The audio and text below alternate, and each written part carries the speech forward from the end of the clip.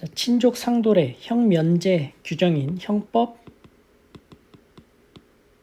328조 1항에 대해서 헌법재판소가 헌법 불합치 결정을 내렸습니다. 그러면서 적용 중지를 명했습니다. 더 이상 적용되지 않는다라는 거죠. 헌법재판소는 24년 6월 27일 전원 일치 의견으로 직계혈족, 배우자, 동거친족, 동거가족 그 배우자 간의 권리행사 방해죄는 그 형을 면제하도록 한 형법 328조 1항이에요. 1항은 헌법에 합치되지 아니한다라는 결정을 선고했습니다. 헌법 불합치 결정을 한 거죠. 그러면서 적용 중지를 명했습니다. 여기서는 권리행사 방해죄인데 강도죄와 손괴죄를 제외하고는 다른 재산범죄들은 다 준용을 하고 있죠.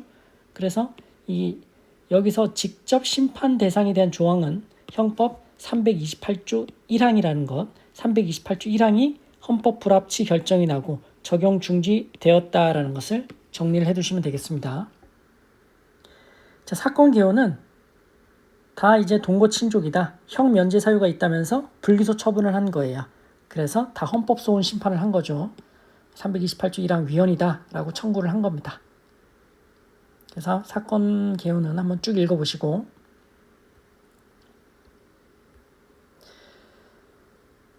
그래서 심판 대상은 이 친족 상조례라고 하는 형법 328조 1항입니다. 1항. 여기서 문제되는 조항은 1항입니다.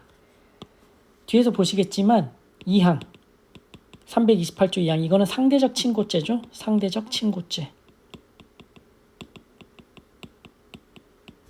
이거는 합헌 결정을 받았습니다. 여기서 헌법 불합치 결정이 난 조항은 328조 1항이라는 것. 심판 대상 조항 형법 328조 1항. 형을 면제하는 조항이 헌법 불합치 결정이 난 겁니다. 형을 면제한다. 이게 헌법 불합치 결정을 받은 것이고 적용 중지하도록 된 거죠. 형법 328조 1항은 1항입니다. 헌법에 합치되지 아니한다. 헌법 불합치다. 그러면서 25년 12월 31일을 시한으로 입법자가 개정할 때까지 이때까지 개정하라라는 거죠. 개정 안 됐으면 이 이후부터는 효력을 상실합니다. 이때까지 입법자가 개정할 때까지 적용 중지한다. 만약에 개정이 안 됐다. 그러면 이 이후부터는 1항은 효력이 없는 겁니다. 지금은 적용이 중지되는 거고요. 그래서 그 이유를 보시죠. 가장 큰 이유는 형사 피해자의 재판 절차 진술권을 침해한다라는 겁니다. 우리 헌법 27조 5항은 형사 피해자는 법률이 정하는 바에 의해 당해 사건의 재판 절차에서 진술할 수 있다. 형사 피해자는 당해 사건의 재판 절차 진술권이 있습니다. 근데 이거는 이제 법률이 정하는 바에 의해 그런 권리를 행사할 수 있다는 거죠. 그래서 형사 피해자의 재판 절차 진술권을 보장하고 있다. 다만 어떠한 내용으로 그 재판 절차 진술권을 구체화할 것인가 이거는 입법 형성의 자유가 부여되고 있다. 왜? 헌법에서 법률이 정하는 바에 의해 진술할 수 있다라고 하는 거니까 어떤 내용으로 그 절차 진술권을 구체화할 것인가 하는 것은 입법 형성의 자유가 있다라는 겁니다. 하지만 그 자유가 있다 하더라도 그 입법 재량의 범위를 넘어서 명백히 불합리한 경우에는 위헌이다라는 거죠. 그러면 이 328조 1항이 이 재량의 범위를 넘어서 피해자의 재판 절차 진술권을 불합리하게 침해하고 있는지 이게 문제가 된다라는 거겠죠. 봐야 된다라는 거겠죠. 심판 대상 조항이 328조 1항이 형사 피해자의 재판 절차 진술권을 침해하냐? 침해한다라는 겁니다. 한다라는 거예요. 재량 범위를 넘어섰다라는 거죠.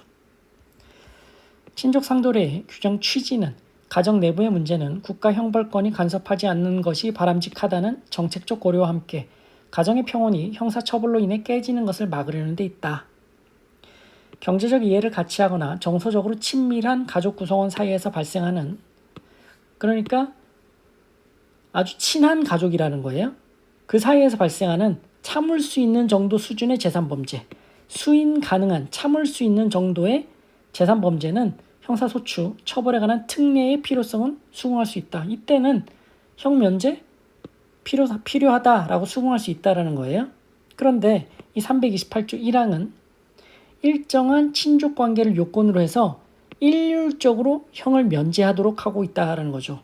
즉, 심판 대상 조항은 실질적 유대나 동거 여부와 관계없이 적용된다. 이처럼 넓은 범위의 친족 간 관계의 특성은 일반화하기 어려움에도 일률적으로 형을 면제하고 있다는 거죠. 그래서 경우에 따라서는 형사 피해자인 가족 구성원의 권리를 일방적으로 희생시키는 것이 된다라는 거예요. 그래서 본래의 제도적 취지와는 어긋난 결과를 초래할 우려가 있다. 심판 대상 조항은 강도죄와 손괴죄를 제외한 다른 모든 재산 범죄에 준용되는데, 이러한 재산 범죄의 불법성이 일반적으로 경미해서 피해자가 수인 가능한 범죄에 속한다거나 피해 회복, 친족 간 관계의 복원이 용이하다고 단정하기 어렵다라는 거죠. 예를 들면 피해 금액이 50억 이상이야. 아니면 흉기를 휴대하거나 2인 이상이 합동행위를 해서 재산 범죄를 저질렀어. 이때에는 일률적으로 피해 회복이나 관계 복원이 용이한 범죄라고 보기 어렵겠죠.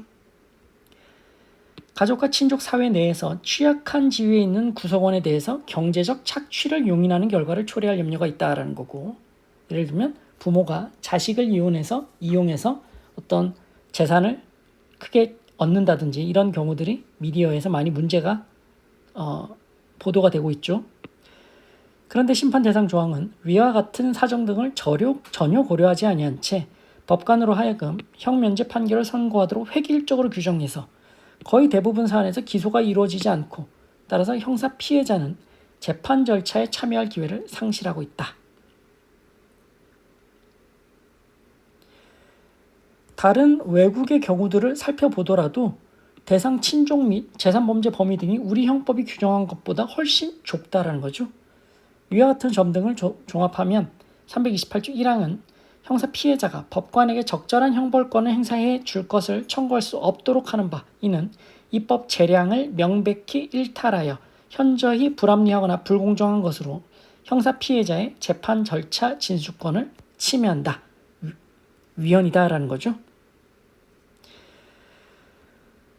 일률적으로 형면제를 함에 따라 구체적 사안에서 형사 피해자의 재판 절차 진술권을 형해화할 수 있다라는 거고, 심판 대상 조항의 위헌성을 제거하는 데에는 여러 가지 선택 가능성이 있을 수 있다. 입법자는 충분한 사회적 합의를 거쳐 그 방안을 강구할 필요가 있다. 단순 위헌 결정을 하는 대신 헌법 불합치 결정을 한다. 25년 12월 31일까지 개선을 하고 그때까지 개선 입법이 되지 않으면 심판 대상 조항은 26년 1월 1일부터 효력을 상실한다. 자, 그 다음부터 쭉 한번 읽어보시죠. 친족 상조례에 대해서 설명을 하고 있는 내용입니다. 쭉 한번 읽어보시죠.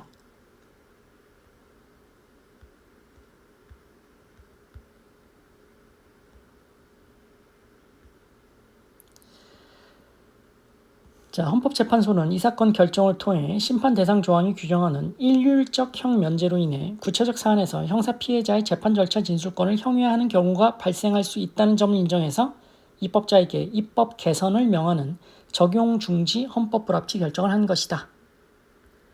헌법재판소는 심판 대상 조항의 위헌성을 제거하는 데에는 현실적 가족, 친족 관계와 피해의 정도, 가족, 친족 사이 신뢰와 유대 회복 가능성 등을 고려한 피해자의 가해자에 대한 처벌의 의사표시를 소추 조건으로 하는 등 여러 가지 선택 가능성이 있을 수 있으며, 입법자는 충분한 사회적 합의를 거쳐 그 방안을 강구할 필요가 있다고 보았다.